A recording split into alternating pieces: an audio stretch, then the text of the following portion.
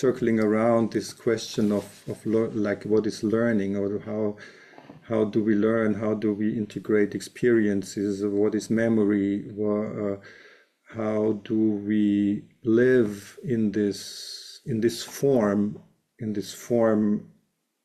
which is, I say particularly form because there are so many different forms of life. It's like, okay, I'm in this form, not only human form, but also this body which has a certain way of being, and there are other bodies, and there are other forms. Like in the animal kingdom, there is a huge range and of different forms, and how I live in this form has maybe some similarities how other people live, or animals or other organisms live in their form, and in their in the context where they are, which is it's also this the idea I got more familiar with also I'm fortunate to be together, to live together with another practitioner and teacher of body-mind centering, Carla Bottiglieri, and we are on this path since a long time now, actually 20 years together. And so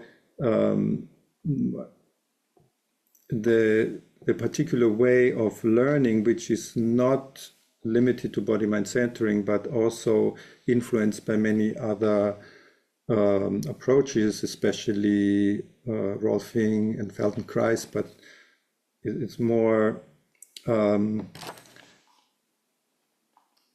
it's not only methods, but it's also how to live, how we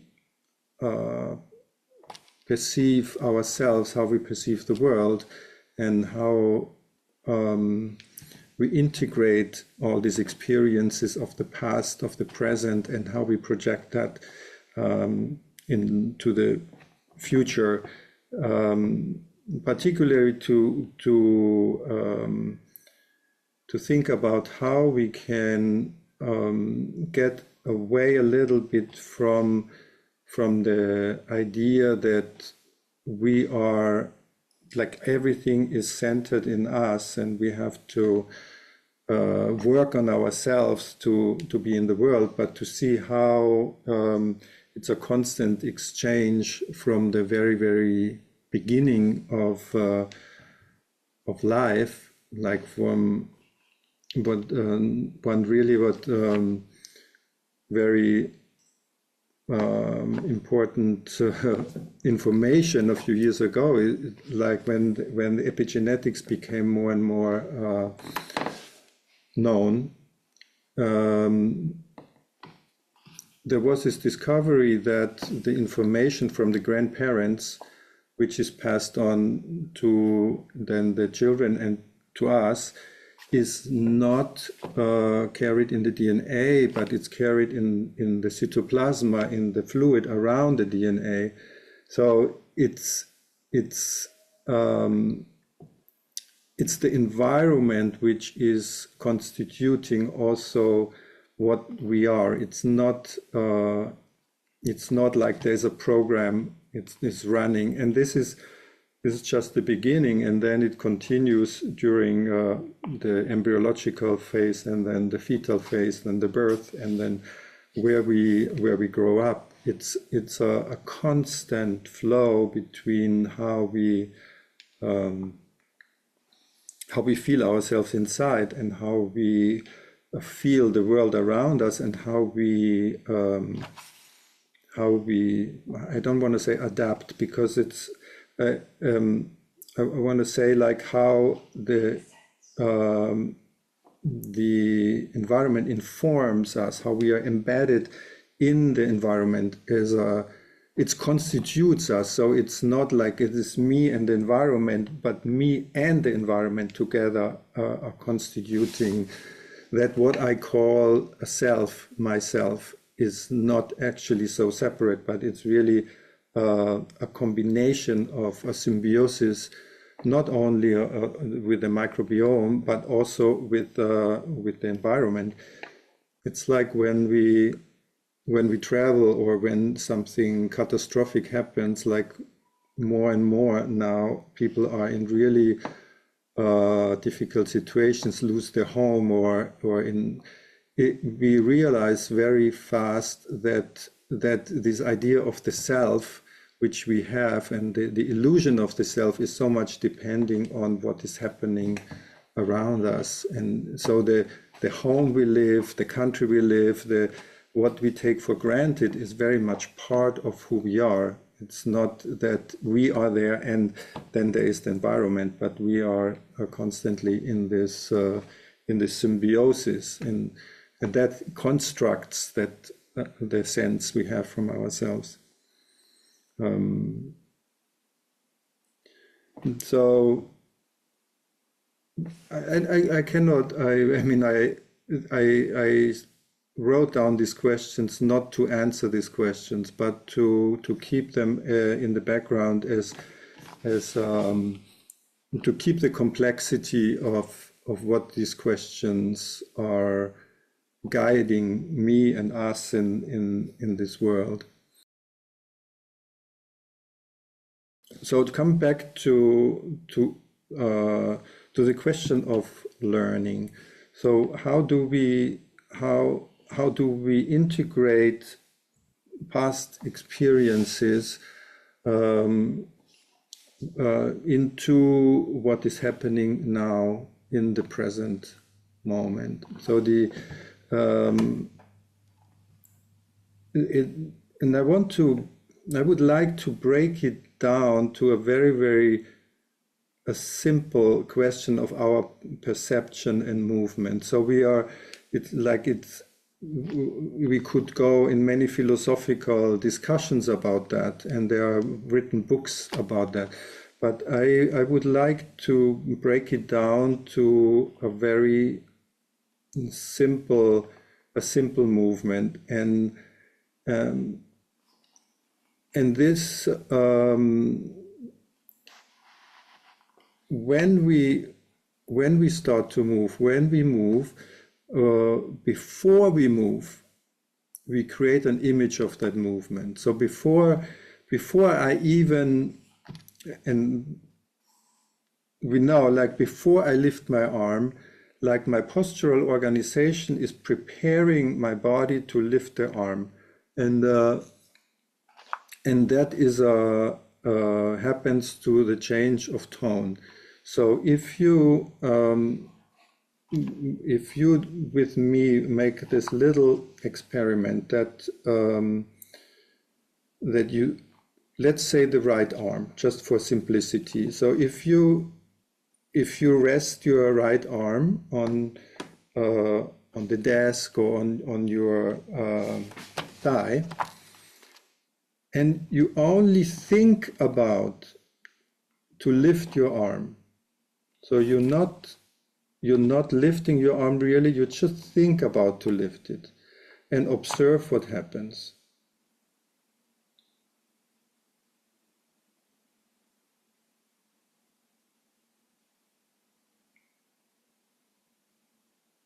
And maybe you notice that there is a tonal change in your arm. There's something changing in the tone. There's some kind of anticipation of the movement.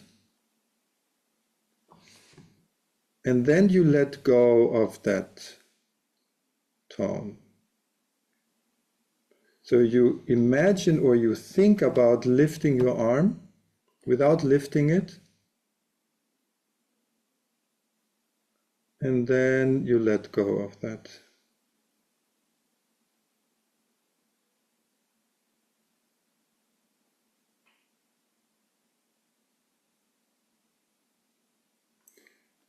And then as a second step, try to lift your arm without activating the tone. So instead of okay, now I think about, imagine to lift it and my tone is rising and then I move. I let go of the tone and then I move my arm kind of, it's almost like, I would say like an undercurve, like you go, instead of moving your arm like in an overcurve, so you raise your tone and then you move your arm, you let go of that tone and then you move your arm from that undertone.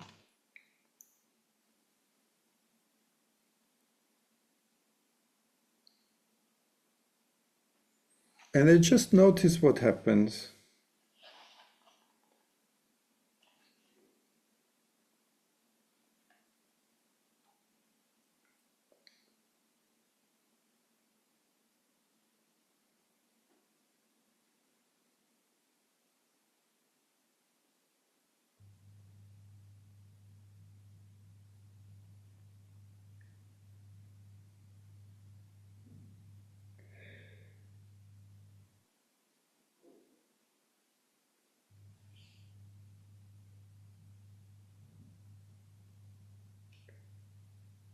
And then starting this play where you bring in back in the imagination, the thinking of moving the arm, and then you let go of the tone which comes with that. And you let it spread in your shoulder, in your neck,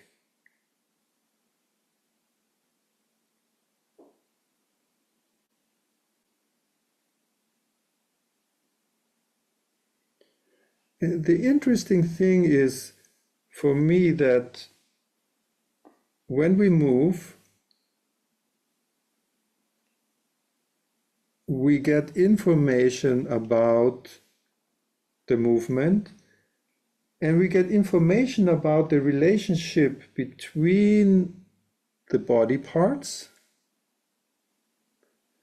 and we get information between our bodies, the form I am taking, and the environment. So I'm approaching something, I'm moving away from something.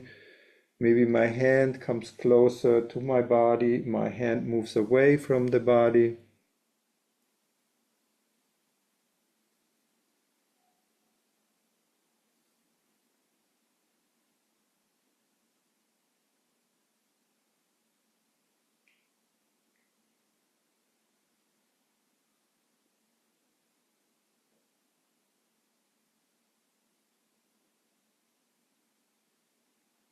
And I can let it spread also to the other side and in my spine.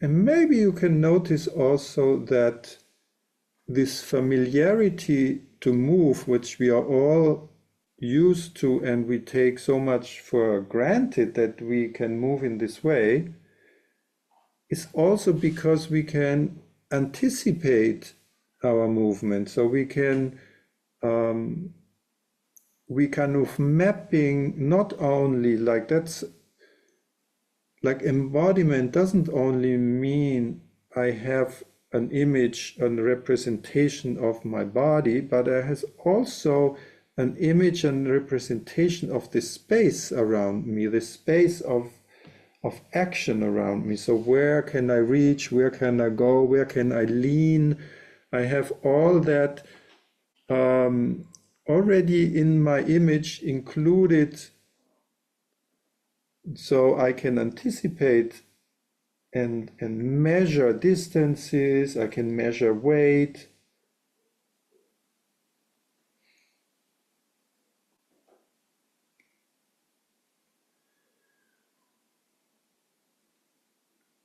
So this idea in body mind centering, for example, that we are created through a relationship, the relationship of the cells to each other, the relationship of my form I have with other forms, my relationship with the space.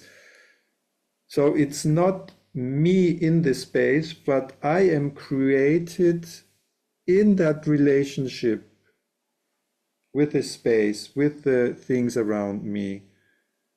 And are created by the relationship of my hand to my mouth, my eyes to my hand. And I am created by these millions of relationships between cells, between tissues, the movement between organs,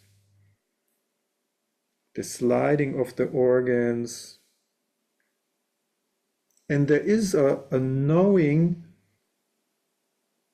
which is, it's like a pre-conscious knowing. It's like a primitive knowing, which recently in the last years have been many studies about animal cognition. So cognition without a brain and cognition of cells or mold or bacteria, kind of knowing, learning, repeating, carrying memory, anticipating, passing it on to the next generation. So there is a lot which is in the spaces in between. It's not necessarily in the DNA, but it's in the cytoplasm, in the fluid around the cells and around, or in the cells around the nucleus.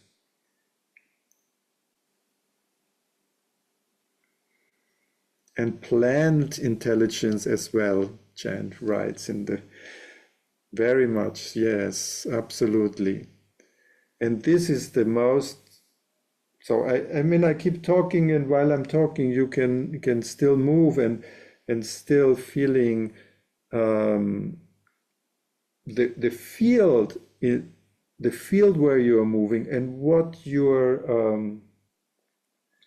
the environment where you are, what that affords, so what that allows. So it's not only now in this moment, but we carry also the memory of how we grow up, or what we did 1 hour ago, or what we will do tomorrow. So that it's part of what this imagination is about, is about connecting, creating bridges between past experiences and the present and the future. So we imagine what we are going to do later, but we also imagine what we have done 1 hour ago or 10 years ago. And it's not, it's, I'm using the word imagination more in the Jungian sense, to that it's thoughts, emotions, feelings, sensations. So it's not just visual.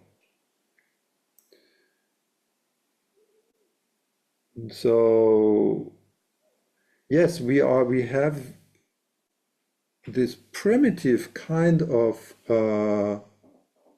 cognition, awareness, consciousness, which is created through the relationship, through the movement between cells, tissues, organs, body parts, and approaching, moving towards and moving away in the field where, in the milieu where we are embedded.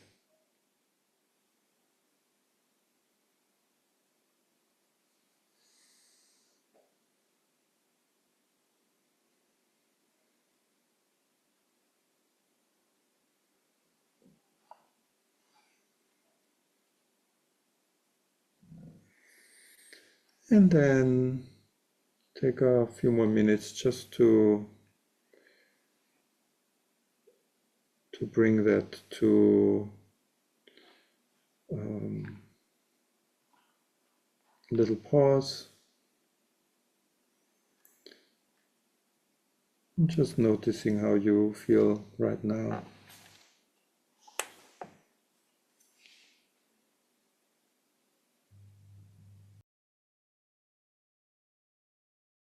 I was in that generation where Bonnie started to work with the autonomic nervous system, and the question of tone is ever since with me.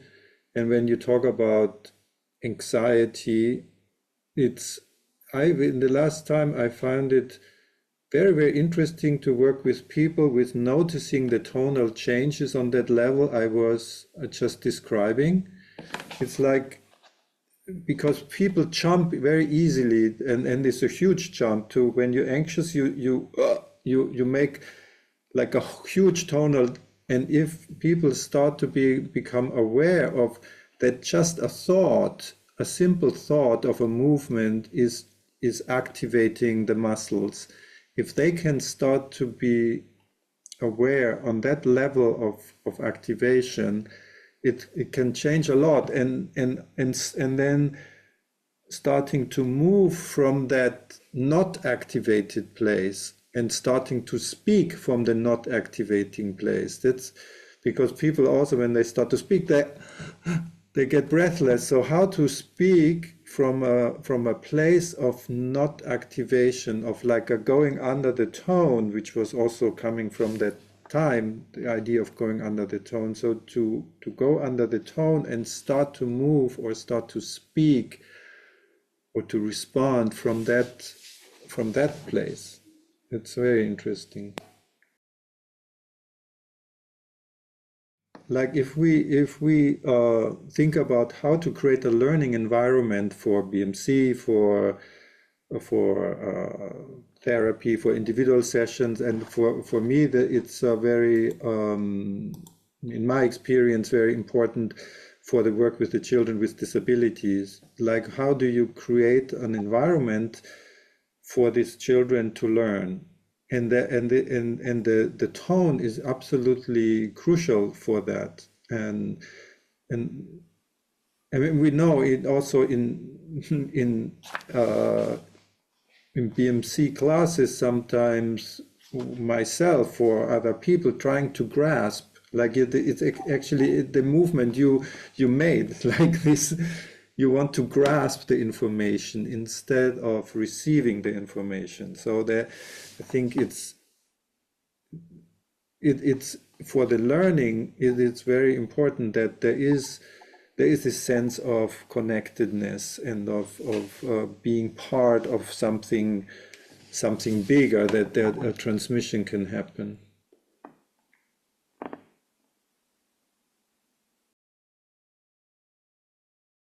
Let's make another little, I would say, experiment exploration.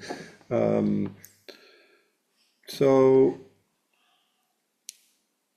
if you think about or imagine a movement, a very simple movement.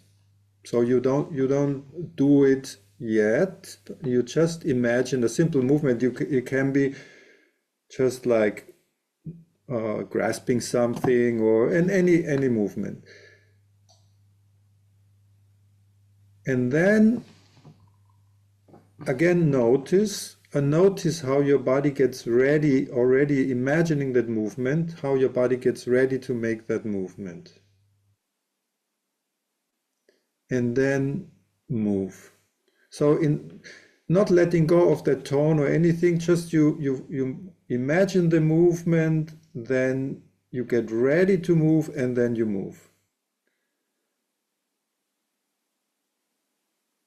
And then you just very, very slowly you repeat that movement.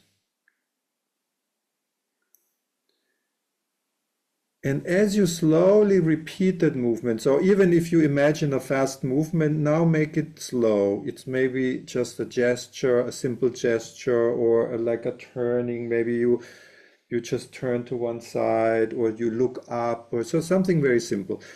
But you do it a few times very, very slowly, and just let whatever other images, and with images I mean like I said, in the Jungian sense, so like image can be a thought, can be an emotion, a sensation, a memory, can be also a visual image, can be something, just something which is connected with that movement, some association, even something. As you slowly repeat the same movement, what is surfacing? And that's something very interesting. I'm playing with the movement memory. So it's a very particular kind of memory, which sometimes in technical term it's called procedural memory, because it's like the memory of a movement as it is happening. So you slowly repeat the same movement a few times, and you can stop in between if you want, and then reverse it, and just allow things to surface. Thoughts, memories,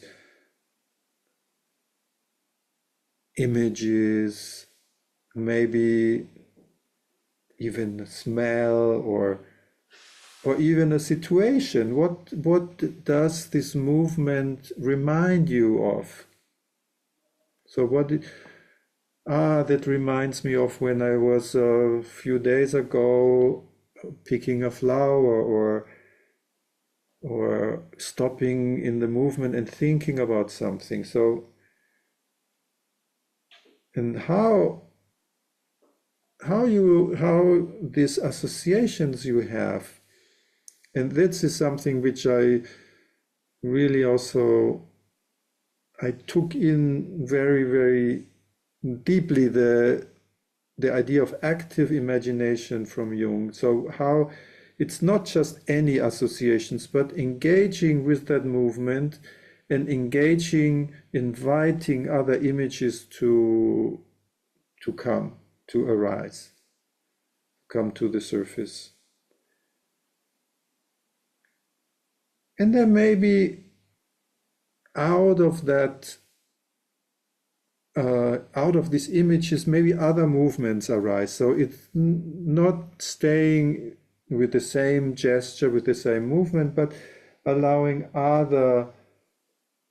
inviting other movements, and maybe movements which also change the imaginary, the complex around that first movement. Maybe there was something maybe not so pleasant, or maybe something you were reminded, or it was evoking something and not so pleasant, and now you're just changing that, inviting other kind of movements or flow.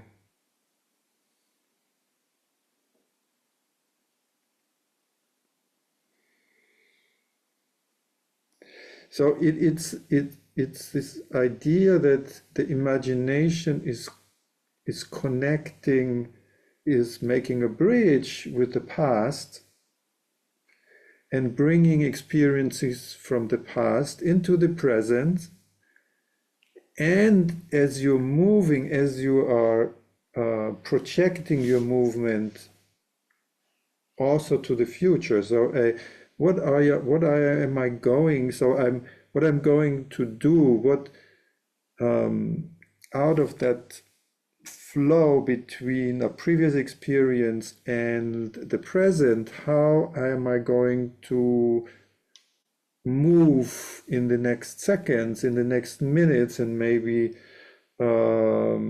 projecting myself for tomorrow, or for later, or for in 1 week, or in 1 year, or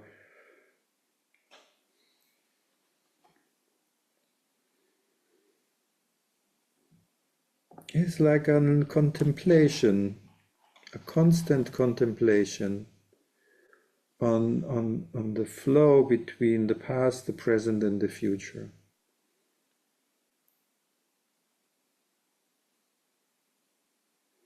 And if there is a difficult experience, how, where the movement, which often happens in difficult experiences or in trauma, that the movement is frozen, is reduced for a moment. The gesture is interrupted at some point. And so instead of trying to resolve it on a cognitive level, we have also the choice to resolve it directly on the movement level, or even on the cellular fluid level if we decide to work with the tone. So we can, any difficult experience we bring from the past into the present, or which is kind of hijacking the present moment, we can think about how do I play with the tone and with the movement, with maybe finishing a movement which has not been finished in the past. And it just be with that, with whatever is important for you in that moment.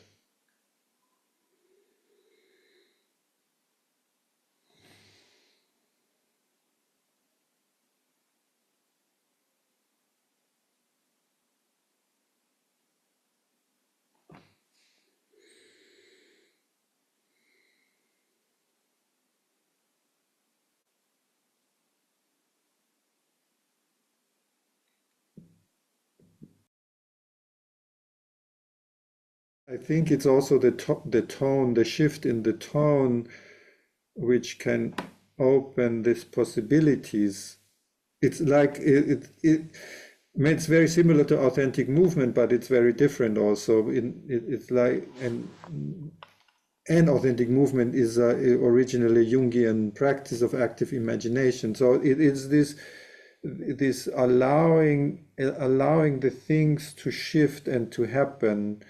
Also, like in focusing or in many other practices, you have this kind of inquiry where you shift your tone and you start to listen, and then you allow these things which have not been completed to express in some way. It's also playful. What some people call the space of action. So it's like it's not only what we are here, but it's also what we can do. What is the possibility to move into a certain space, and how to inhabit space, what is the environment affording. And that's actually that's where I also wanted to get in some way, is to get to the point that the context, which is ignored so often in many situations, in health, in politics, in wars, and in all what we are going through right now, in capitalism, imperialism, colonialism. It's all like how bodies are formed by all that influences the context. And I think it's very important, because this influences often they lead to a contraction. Like this thinking, imagining a movement is a pre-contraction. It contracts the muscles it increases the tone, which is a contraction to get ready for action. But in anxiety and in when people feel unsafe and stressed, then there is a pre-contraction which is already there, and I think it's very, very, very important to name it, and to look at the conditions, how people are living and what's going on, to be able to address these issues, because often we are not aware of it, because we have a particular view which we take for granted, that that's the world is like how I see the world is how the world is, but it's not like that. I need to change the perspective.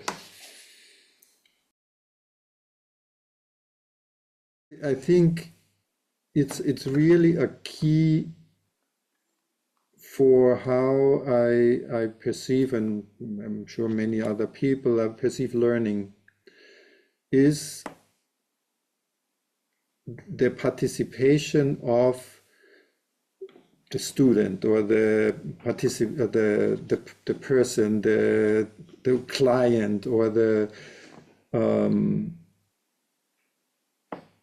importance, and that it's not only with adults, but it's especially with children with disability, and it's especially with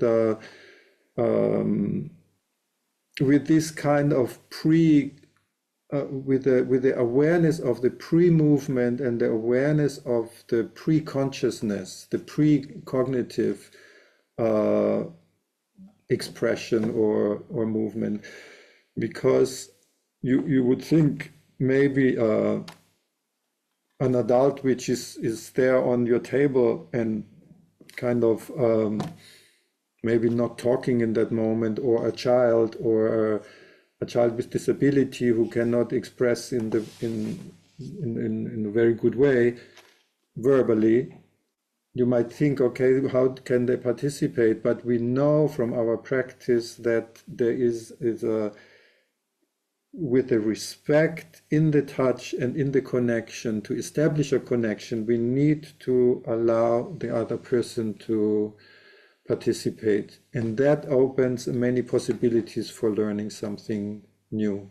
So I don't know if that answers your question, Otto, but for me, the participation is really the key, how to be informed by the environment, by the other person, how to answer, like we explored in Oslo. How do you respond, how answer a question from the environment?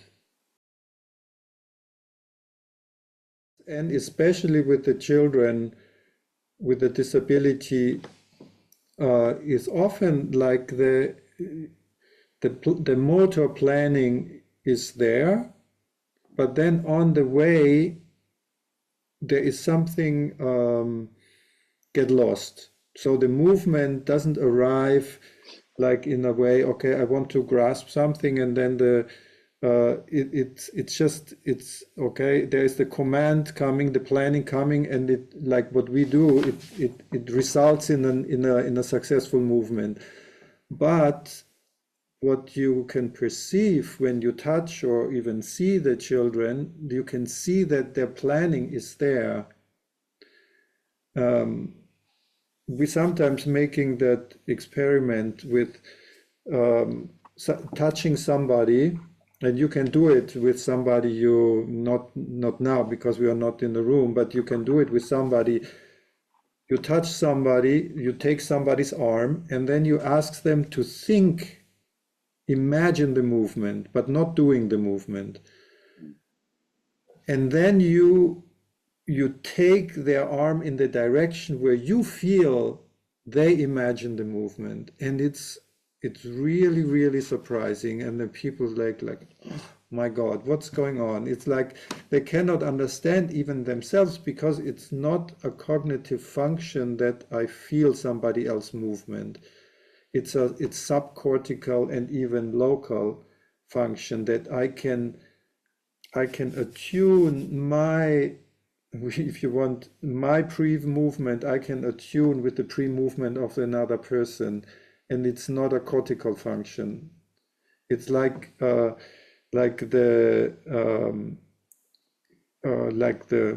maybe you know the gamma motor neurons, like the gamma system is extrapyramidal subcortical system, which is responsible for the tone regulation. So I attune my gamma system with the gamma system of somebody else, and then they just go together. Like you know from contact improvisation that you don't have to think about you feel it and you go with it.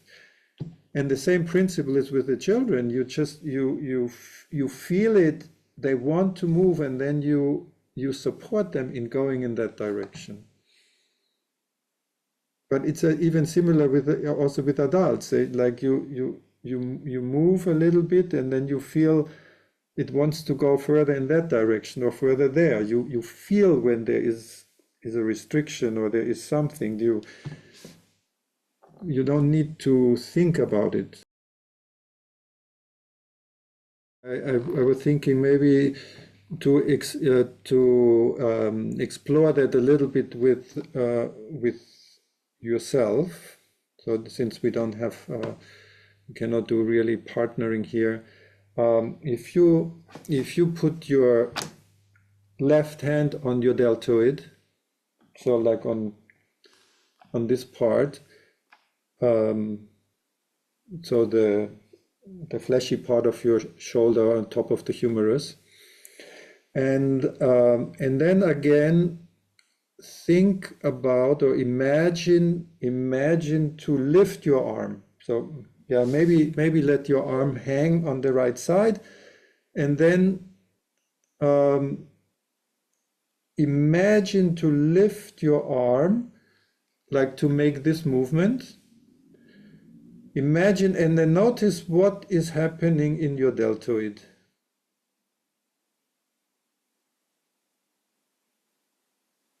Just again, feel like the pre-movement in the deltoid, and then slowly start to lift your arm and let it down.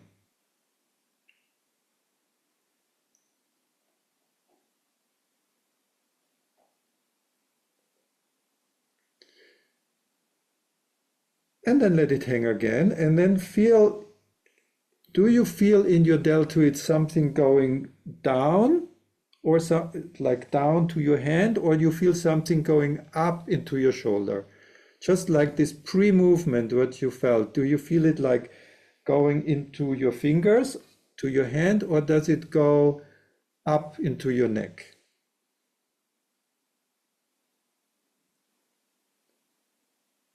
And feel it through the touch of the deltoid. And then again imagining the movement, and you go with the direction. So if the flow goes towards your neck, you go like this. If it goes with your towards the hand, you bring the shoulder a bit down and then lift it. So what is your preference in terms of pre-movement? Is it going, when you lift your arm, is it going flowing into your hand, or it flows into your neck? And then do the opposite. And just notice what feels more easy, more comfortable, if the flow goes towards your neck or the flow goes towards your fingers.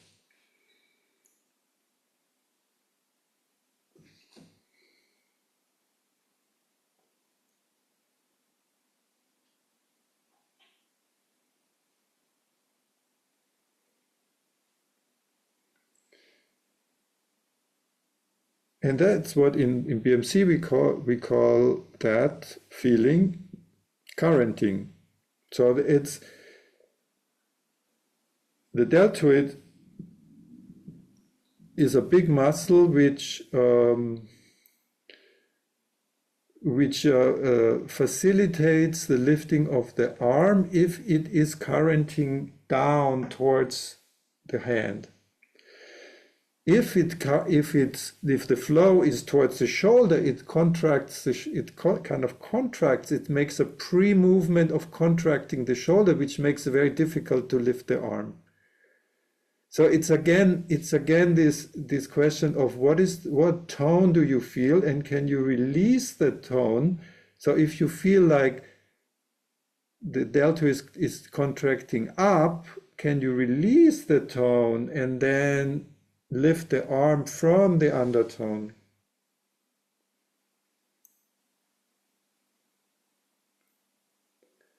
And notice how that very simple movement of lifting your arm is not just like mechanically lifting your arm, but it is something where it lets your shoulder kind of melt into the arm. And it travels through the clavicle, through the sternum, through the ribs, into the spine, and even your pelvis and your lower body can participate in that. With this kind of flow from your neck over your shoulder into the arm, through the muscle, through this awareness, this subtle awareness of the tone.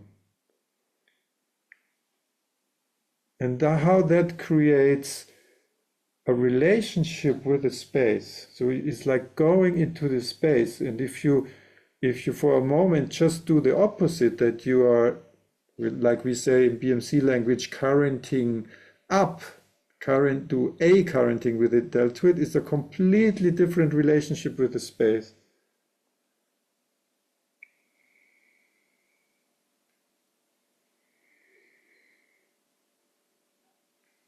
And then just hang or rest your arm and compare it to the other side. Just see how is the other side. How is the other shoulder?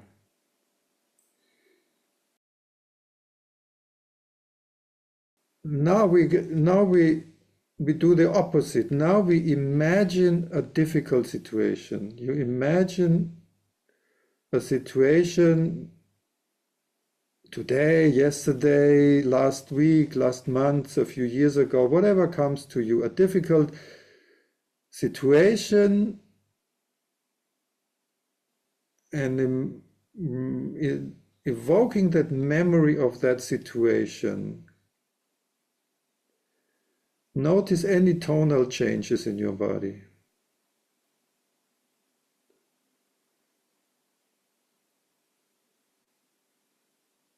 And then release that tone. With these previous experiences of lifting the arm or thinking about lifting the arm, and with the experiences of letting, allowing that flow, that currenting into the periphery. In the difficult experiences you had where you might feel a contraction or a withdrawing, or you feel like maybe an interruption of movement, and how also a loss of relationship with the environment. You kind of withdrawing in yourself, and how can you again opening the chest,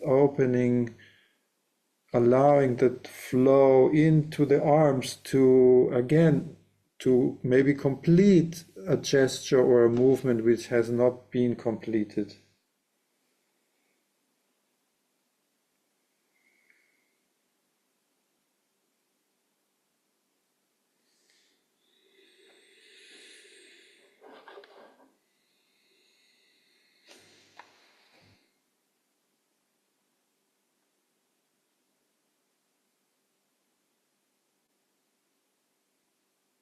And maybe you can start to differentiate more between the planning, the tonal changes to get ready for movement, and then the movement. So in a way, what's happening between the imagination and the movement? What is to tease apart a little bit that from the idea to the tonal changes to prepare the muscle for movement and then to move. And how that chain is affected in difficult experiences, different situations, in thinking about a difficult situation, imagining, also imagining, oh, tomorrow I have to talk with that person, tomorrow I have to speak at that conference. So also in the anticipation and in imagining a future event, we also have these tonal changes which we can address when we have the awareness for them.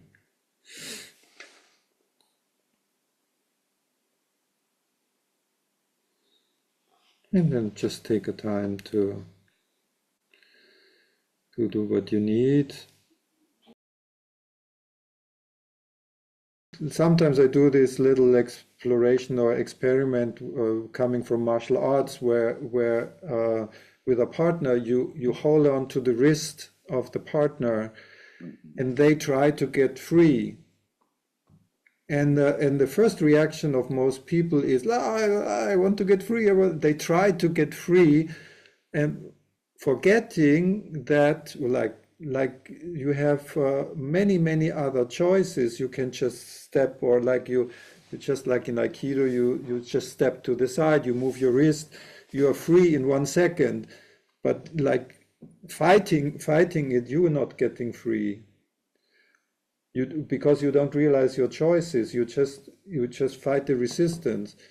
And I think I've done it many times also with clients, and it's really like it changes something also in the mind. They're saying, wow, I have choices, because sometimes we think, and there are certainly situations where we are so cornered that we don't have any choice. But sometimes we have choices, and that's to be aware of that is can be quite interesting. Well, one thing I learned from Feldenkrais is to reduce the effort. It's very interesting. It's like I know myself with the pain. The pain raises the tone, and it can make it worse. It's not a recipe against pain, but it's one thing is to consider, again, to work with the tone around the pain, to reduce the effort and to start to become more sensitive for little changes and adjustments. It's not the all healing recipe, but it can work. And sometimes it's when the past comes in the present, and in the present you have this don't have the release, but you have the freezing in the present, which happens also quite often. Then the question is how in this freezing, how I can invent maybe just little variations, little possibilities, and these little possibilities open other possibilities and other possibilities. So in a playful way to not stay in that in this retraction, but to play around it. And the imagination is also very powerful in imagining other outcomes. And it's interesting also. I mean, NLP works a lot with that, but just the idea of just changing the imaginary to has a strong effect on how you feel in that moment. To finish, just one last thing, because I also mentioned that in the prescription, is that with this contraction and kind of it's almost paradox that we are supposed to live in a world of so many possibilities, and you can become rich, you can do this, the world is open for you. Paradoxically, it's not like that. It's the contrary, and it's with that reduction, there comes also a kind of a minimizing of possibilities and of imaginaries. It's a loss of the magical, like the life and the world is a magic place. So and I think this being aware of this tonal changes and this, what is the effect of the environment on me? What maybe I'm so used to, I live my whole life in that. How can I change a perspective? How can I find places to breathe, to expand, to work against this disenchantment?